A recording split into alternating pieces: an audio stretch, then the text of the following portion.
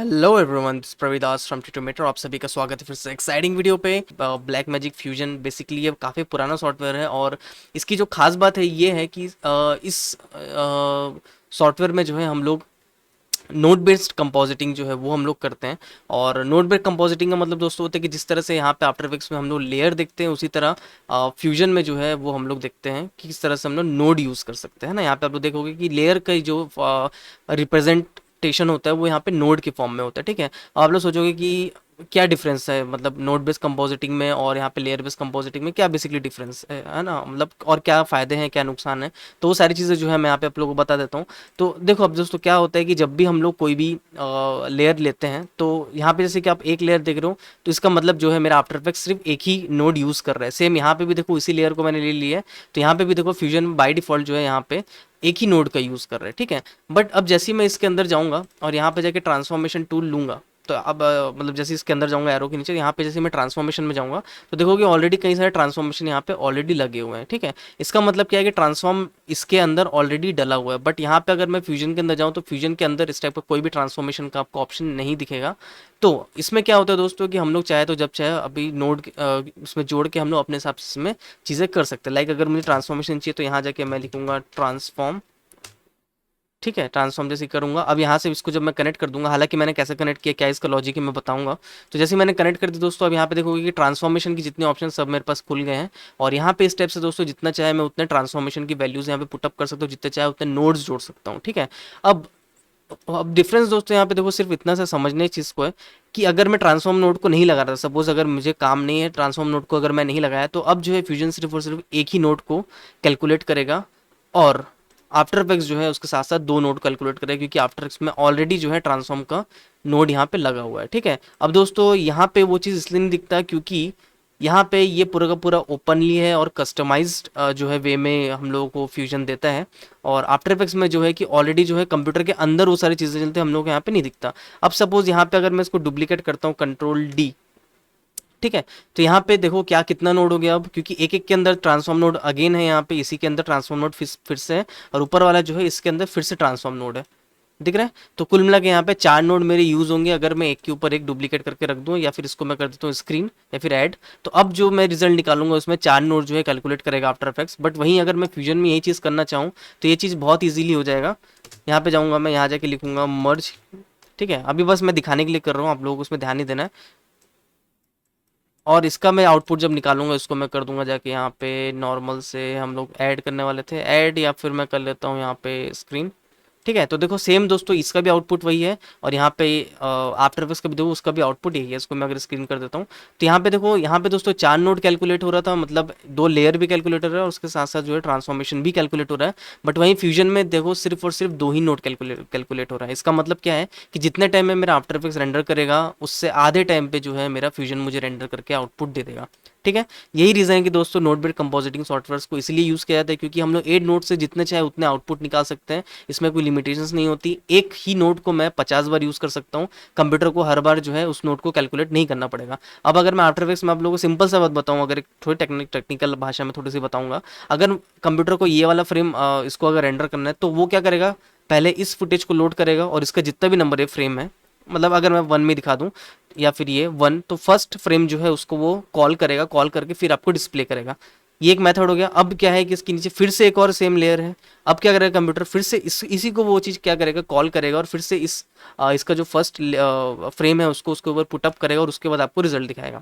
तो बेसिकली यहाँ पे इतना सा लंबा जो है प्रोसेस वो हो रहा है। बट वहीं अगर मैं फ्यूजन में देखूँ तो फ्यूजन में सिंपल एक ही बार जो है मेरा कंप्यूटर उसको कॉल अप करेगा, दूसरी बार उसको कॉल करने की ज़रूरत नहीं है, भले इसके अंदर से मैं जितना चाहे उतना आउटपुट निकाल लूँ। अब देखो अगर मैं तीन लेयर भी अगर मैं बनाना चाहता हूँ, देखो मैंने तीन लेयर अभी बना लिया है, एक लेयर दो लेयर तीन लेयर, इसके लिए भी मुझे सिर्फ और सिर्फ तीन नोड लगा। वहीं अगर मैं इसको डुप्लीकेट करता हूँ और डुप्लीकेट करने के बाद जैसे ही मैं देखता हूँ तो देखोगे इसके अंदर जब मैं जाऊँगा तो इसके अंदर अब जो है कुल मिला के दो चार छः नोड ऑलरेडी इसमें यूज़ हो चुके हैं, और यहाँ पे हम लोग सिर्फ और सिर्फ तीन नोड यूज़ कर रहे हैं। तो दोस्तों इस स्टेप से जो है कि ये तो मैंने जैसे एक छोटा सा एग्जांपल दिखाया कि क्या यूज़ है बेसिकली नोड बेस्ड सॉफ्टवेयर का, और क्या हम लोगों के लिए प्रॉफिटेबल होता है नोड बेस्ड सॉफ्टवेयर, है ना। इंडस्ट्री में दोस्तों जितने भी सॉफ्टवेयर लाइक न्यूक हो गया या फिर जितने बड़े सॉफ्टवेयर होते हैं सारे के सारे दोस्तों नोड बेस्ड सॉफ्टवेयर ही होते हैं। इवन मैं भी जो यूज़ करता हूँ नोट बेस्ड ही ज़्यादा यूज़ करता हूँ। आफ्टर इफेक्ट्स मैं बहुत कम ही यूज़ करता हूँ, इसलिए क्योंकि एक तो इसमें बहुत सारी ऐसी चीज़ें हैं जो अगर आप इसमें करने जाओगे तो आप लोगों को जो है बहुत ज़्यादा रेंडर टाइम खाएगा। बट वहीं अगर मैं उसी चीज़ को, उसी कॉम्पोजिशन को सेम टू सेम यहाँ पे क्रिएट करूँ, क्योंकि मेरे पास यहाँ पे नोड ऑप्शंस हैं, तो मैं मिनिमम से मिनिमम नोड यूज़ करके जो है मैं अपना आउटपुट ला सकता हूँ। मेरा प्रोजेक्ट भी हल्का रहेगा, मुझे इतना ज़्यादा जो है दिक्कत भी नहीं होगी, मुझे उतने ज़्यादा रैम की भी ज़रूरत नहीं, मुझे ज़्यादा ग्राफिक्स की भी ज़रूरत नहीं है।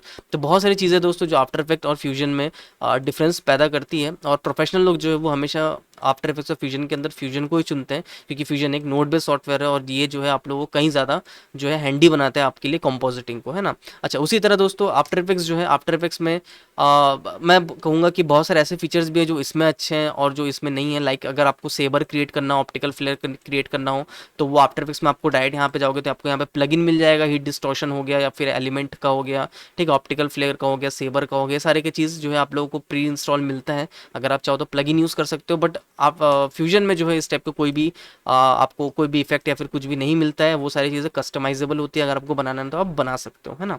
सो इट्स अप टू यू दोस्तों। बट अगर मैं आपको रिकमेंड करूंगा, अगर आप सच में कंपोजिंग सीखना चाहते हो, तो मैं कहूँगा स्टार्ट हमेशा आफ्टर इफेक्ट्स के करो। आफ्टर इफेक्ट्स जब आप सीख जाओगे, क्योंकि इसका जो कॉन्सेप्ट है लेयर बेस्ड का, मतलब लेयर का जो कॉन्सेप्ट होता है वही सेम कॉन्सेप्ट यहाँ पे भी यूज़ होगा।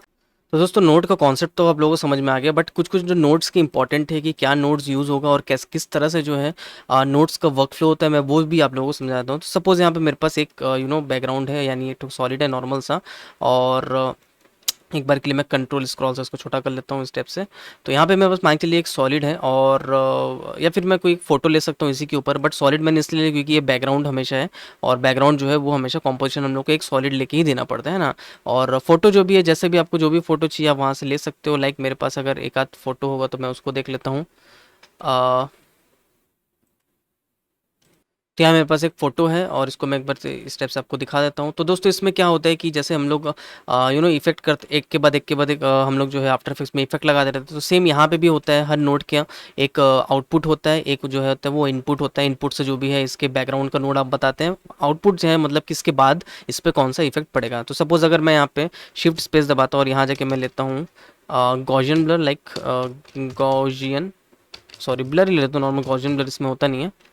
तो ब्लर यहाँ पे जैसे कि ब्लर हो गया तो ऐड कर दिया, तो पहले जो है ये लोड करेगा इसको, उसके बाद अगर मैं इसे कनेक्ट कर दूंगा तो इसका मतलब क्या होगा कि इसके बाद जो है ये ब्लर जो है ब्लर इस पर पुटअप होगा। तो एक बार के लिए अब मैं ब्लर को जब मैं ड्रैग एंड ड्रॉप करूंगा तो इसका मतलब ये है कि ब्लर अब मुझे दिख रहा है ना। तो जो भी आप लोगों को डिस्प्ले होगा उसके नीचे में आप देखोगे दो बिंदी के नीचे में जो है एक तो वाइट हो जाएगा। इससे क्या पता चलता है कि जो भी आप लोगों ने जो भी आपका नोड एक्टिव है वो यहाँ पे वाइट टाइप का छोटा सा यहाँ पे दो डॉट से दिख जाएगा, ठीक है। अगर आपका ये नोड एक्टिव होगा तो यहाँ पे भी आप देखोगे कि 1-2 स्टेप से दिखा देगा कि कौन से वाले पैनल पे आपका नोड एक्टिवेट है। तो सिंपल ड्रैग एंड ड्रॉप करके आप नोड एक्टिवेट कर सकते हो।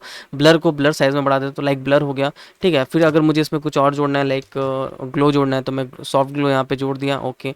तो ये अब जो है इसके जोड़ने के बाद सिंपल ड्रैग एंड ड्रॉप करने के बाद इसमें ग्लो आ गया। तो इस टाइप से दोस्तों एक के बाद जो नोड है वो यहाँ पे सिलेक्ट होते होते हम लोग एक एक करके इसमें जो इफेक्ट लगाते जाते हैं। अब वो नोड कुछ भी हो सकता है, जैसा भी आपको चाहिए वैसा वो नोड हो सकता है, इसके लिए कोई पाबंदी नहीं है, है ना। अब जो है कभी कभी दोस्तों किसी को ये फ्लो समझ में नहीं आता तो लोग क्या करते हैं, इसको ऐसे नीचे कर लेते हैं, लाइक ऐसा, ठीक है। तो इससे भी क्या होता है दोस्तों, इसमें भी आप लोगों को समझ में आ जाएगा कि पहले जो है मेरा बैकग्राउंड जो है वो लोड हुआ, उसके बाद उस पर ब्लर लगा है, उसके बाद जो है इस पर सॉफ्ट ग्लो लगा है ना। अब आपको समझ में कैसे आएगा कि ये इधर है कि इधर है। तो यहाँ पे एरो दिख रहा है, एरो से ही आप लोगों को समझ में आएगा कि नोड का फ्लो जो है वो किस साइड है। नोड का फ्लो कैसा भी हो सकता है, या तो आप लोग लेफ्ट टू राइट कर लो नोड का फ्लो, या फिर टॉप टू बॉटम कर लो, है ना। हम लोग जो बेसिकली कंपोजिटिंग करते हैं उसमें दोनों फ्लो यूज़ होता है, मतलब टॉप टू बॉटम हम लोग सिर्फ एक इफेक्ट को यूज़ करते हैं, और लेफ्ट टू राइट कब यूज़ करते हैं जब दो चीज़ों को मर्ज करना होता है। लाइक यहाँ पे मेरे पास बैकग्राउंड है और बैकग्राउंड के ऊपर मुझे इसको मर्ज करना है या फिर इन दोनों को जोड़ना है, तो शिफ्ट स्पेस मर्ज में लिखता हूँ, और यहाँ पे मर्ज लिख के मैं इसको बैकग्राउंड में पुटअप कर देता हूँ, और इसको पकड़ के मैं फोरग्राउंड में पुटअप कर देता हूँ, ठीक है। मर्ज नोड का भी क्या यूज़ है इसका भी मैं बताऊँगा आगे की क्लासेस में। अभी बस वर्क फ्लो समझने के लिए आप लोगों को समझना है। तो इसमें क्या है कि दोस्तों सबसे आखिरी में जो लेयर है, मतलब सबसे आखिरी में जो है वो है बैकग्राउंड, यानी तो पहले कंप्यूटर इसको लोड करेगा यानी बैकग्राउंड, इसके ऊपर फिर अब देखेगा कि मर्ज है, ठीक है। तो मर्ज को लोड करेगा, बट मर्ज लोड करने के पहले वो क्या देखेगा कि इस मर्ज से और कौन कौन से लेयर जो है जुड़े हुए हैं।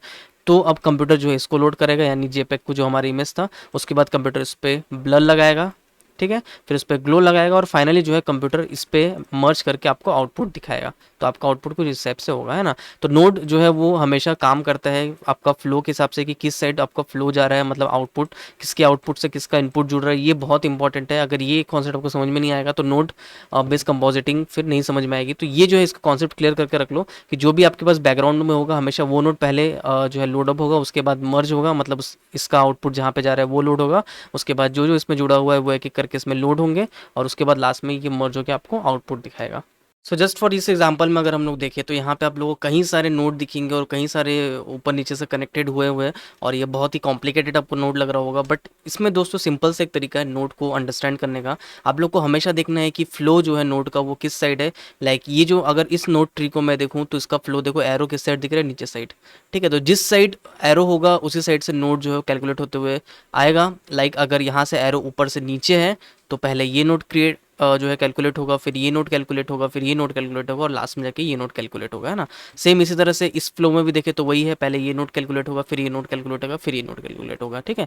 अब ये जो है दोस्तों इससे कोई फर्क नहीं पड़ता कि आप इसको टॉप टू बॉटम बना रहे हैं फ्लो या फिर लेफ्ट टू राइट बना रहे हैं, जो भी होगा आउटपुट आपका हमेशा सेम ही आएगा। अब जैसे यहाँ पे भी आप देखोगे कि यहाँ पे कैसा फ्लो चल रहा है, 1 2 3 4, मतलब पहले ये कैलकुलेट होगा, फिर ये कैलकुलेट होगा, फिर ये कैलकुलेट, लास्ट में जाके ये कैलकुलेट होगा। तो ये जो है दोस्तों फ्लो आप लोगों को समझना ज़रूरी है। इससे कोई फ़र्क नहीं पड़ता नोट कहीं भी हो, ऐसा हो वैसा हो, इससे कोई फ़र्क नहीं पड़ता। बस आपको फ्लो देखना है कि किस साइड मेरा फ्लो जा रहा है और किस साइड एरो जा रहा है, तो वैसे वैसे कैलकुलेट मेरी चीज़ें होती रहेंगी, है ना। तो आप लोगों को हमेशा ध्यान रखना है कि जब भी आप लोग जो पेरेंट जो है आप लोगों का बनेगा, मतलब यहाँ पे इस केस में अगर मैं आप लोगों को दिखाऊं तो ये वाला जो नोट ट्री है ये मेरा पेरेंट नोट ट्री है और इसमें जो है ये सब चिल्ड्रन नोट ट्री है, मतलब इसमें ये सब जुड़े हुए हैं अलग से, ठीक है। तो इस टाइप से कई सारे चिल्ड्रन होते रहते हैं। अगर आपको लगता है कि नहीं ये और लंबा जाएगा तो इसको सिंपल कंट्रोल सी कंट्रोल भी आपको करके दिखा देता हूँ मैं। तो सेम देखो ये जो पेरेंट वाला है वो ये वाला बढ़ गया है और इसके ऊपर जितने चाहे मैं उतने लोगों को लगा सकता हूँ, ठीक है। सेम हम लोग जैसे इसको मैंने आपको दिखाया, सेम यहाँ पे भी एक छोटा सा फ्लो है, ठीक है। यहाँ पे देखो एरो किस साइड है, लेफ्ट टू राइट, मतलब पहले ये कैलकुलेट होगा, फिर ये कैलकुलेट होगा, फिर ये कैलकुलेट होगा, फिर ये कैलकुलेट होगा। तो ये जो है सिंपल सा अंडरस्टैंड करने का है, किस तरह से आप अंडरस्टैंड कर सकते हो कि नोट का जो है फ्लो किस साइड है। तो दोस्तों आपके वाला वीडियो मेरा कैसा लगा मुझे कमेंट बॉक्स में जाकर ज़रूर बताइएगा और अगर वीडियो सच में बहुत अच्छा लगा हो तो प्लीज़ मेरी वीडियो को लाइक करने के बाद अपने दोस्तों के साथ शेयर ज़रूर कर दीजिएगा। अगर आप मुझे सच में सपोर्ट करना चाहते हैं तो प्लीज़ मेरे चैनल को सब्सक्राइब करने के बाद बेल आइकन दबा दीजिए। अगर आपको किसी भी एनिमेशन या VFX के रिलेटेड सॉफ्टवेयर पे पेड ट्यूटोरियल चाहिए तो आप मुझे डिस्क्रिप्शन दिए मेल ID पे कॉन्टैक्ट कर सकते हैं। तब तक के लिए दिस प्रविदास साइनिंग ऑफ।